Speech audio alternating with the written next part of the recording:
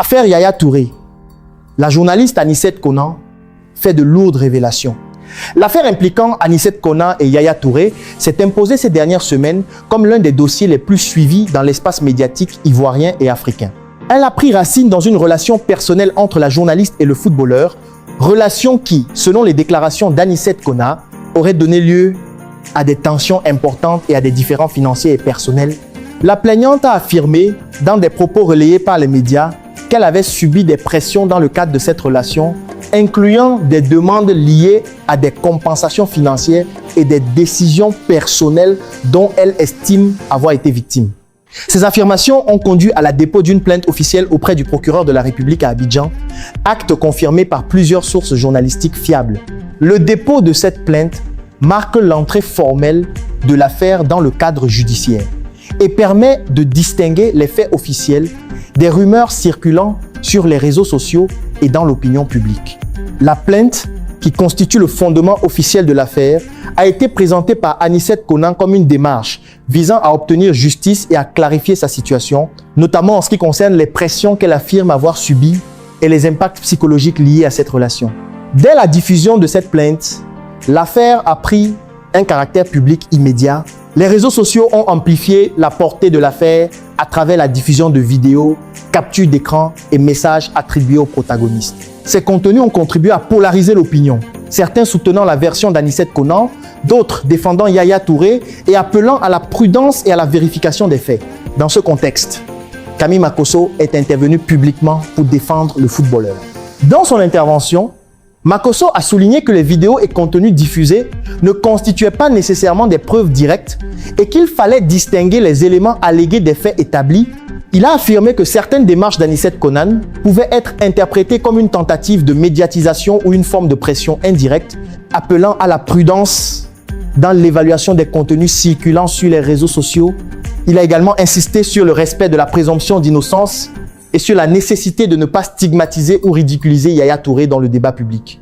L'intervention de Makosso a été largement relayée par les médias et a contribué à encadrer le débat en insistant sur la distinction entre allégations, éléments vérifiables et informations circulant de manière virale.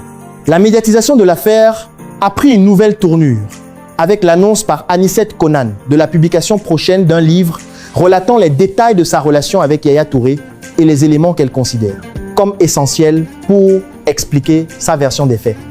Ce livre, dont la date de sortie est prévue pour fin février 2026, a été annoncé publiquement et a suscité un large intérêt médiatique.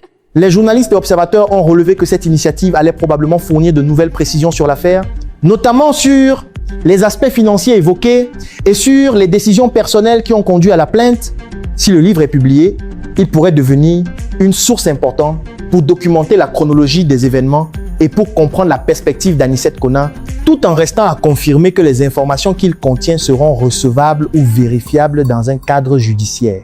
En parallèle de cette annonce, Anicette Konan a déclaré qu'elle allait se rendre en France pour consulter un psychologue dans le but de bénéficier d'un accompagnement professionnel face aux effets psychologiques de l'affaire.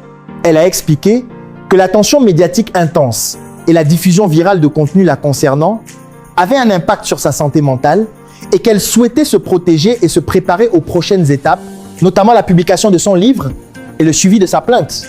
Cette décision a été relayée par les médias et constitue un élément supplémentaire de la dimension personnelle de l'affaire, mettant en lumière les effets directs que ce type de controverse peut avoir sur les protagonistes, au-delà des aspects judiciaires ou médiatiques. Malgré ces développements, Yaya Touré n'a à ce jour fait aucune déclaration directe ou officielle concernant les nouvelles révélations ou le livre annoncé par Anicette Konan. Les médias confirment unanimement que le footballeur n'a pas communiqué publiquement sur le sujet. Les seules réactions indirectes proviennent de Camille Makosso et de proches de Touré, notamment son épouse, qui a exprimé publiquement son soutien au joueur. Ces prises de position ont été interprétées comme une manière de protéger la réputation de Yaya Touré et de rappeler que la présomption d'innocence doit être respectée jusqu'à la conclusion des enquêtes et procédures éventuelles. L'affaire comporte également des éléments financiers et des montants qui ont été largement évoqués sur les réseaux sociaux et dans certains médias, notamment les 700 millions de francs CFA mentionnés dans les discussions présumées entre les deux protagonistes et les 50 millions supposés liés à une question de grossesse non désirée. Ces chiffres bien que largement relayées, n'ont pas été confirmées par des preuves officielles et doivent être considérées comme des informations alléguées, issues des déclarations de la plaignante et de contenus circulant sur les réseaux sociaux. Leur diffusion a toutefois contribué à maintenir l'intérêt du public et à alimenter la médiatisation de l'affaire. Le cadre judiciaire officiel reste centré sur la plainte déposée par Anicet Konan.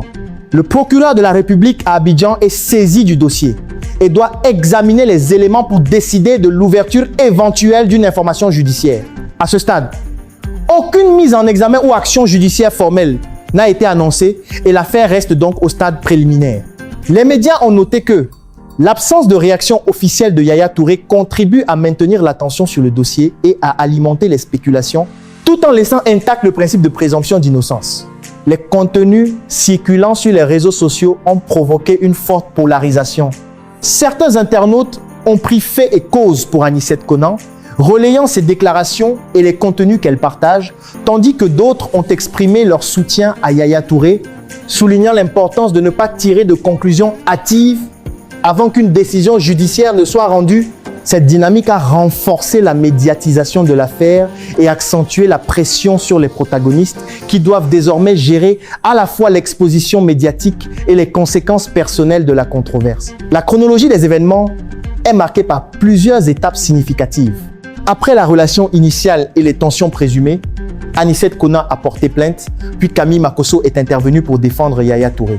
La médiatisation a été amplifiée par la diffusion de vidéos et de captures d'écran sur les réseaux sociaux, suivie de l'annonce du livre et de la démarche de consultation psychologique en France par la plaignante. Chacune de ces étapes a contribué à maintenir l'affaire au centre du débat public et à souligner l'importance des procédures judiciaires officielles pour établir la véracité des faits. Les médias spécialisés ont également suivi l'évolution des commentaires et des prises de position autour de l'affaire, en soulignant que les seules informations confirmées sont celles issues de la plainte officielle et des déclarations publiques de Camille Makosso et d'Anicet Konan concernant ses initiatives personnelles. Les autres éléments, notamment les montants financiers et certaines allégations virales, restent non confirmés et doivent être interprétés avec prudence. Cette distinction entre faits confirmés et informations circulant sur les réseaux sociaux est essentielle pour garantir un traitement journalistique rigoureux de l'affaire et pour éviter la diffusion de rumeurs ou d'informations non vérifiées. La couverture médiatique et l'attention publique autour de l'affaire soulignent également la manière dont les relations personnelles de personnalités publiques peuvent être scrutées et comment les informations non vérifiées peuvent se propager rapidement, créant un contexte médiatique complexe. L'intervention de figures comme Camille Makosso, la médiatisation du livre annoncé et la consultation psychologique prévue par Anicet Konan contribuent à structurer le récit de l'affaire et à fournir des points de référence solides fondés sur des déclarations confirmées. En résumé, l'affaire continue d'évoluer dans un cadre où les faits établis sont essentiellement centrés sur la plainte officielle déposée par Anicet Konan, l'intervention publique de Camille Makosso et les initiatives personnelles annoncées par la plaignante, telles que la publication d'un livre et la consultation psychologique. Yaya Touré reste à ce jour silencieux et aucun élément officiel ne permet de confirmer ses réactions directes aux nouvelles révélations.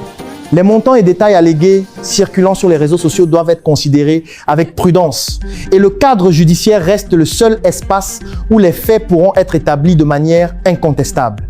L'affaire continue donc de susciter un intérêt médiatique soutenu avec une attention particulière portée sur les prochaines étapes, notamment la publication du livre et l'évolution de la procédure judiciaire.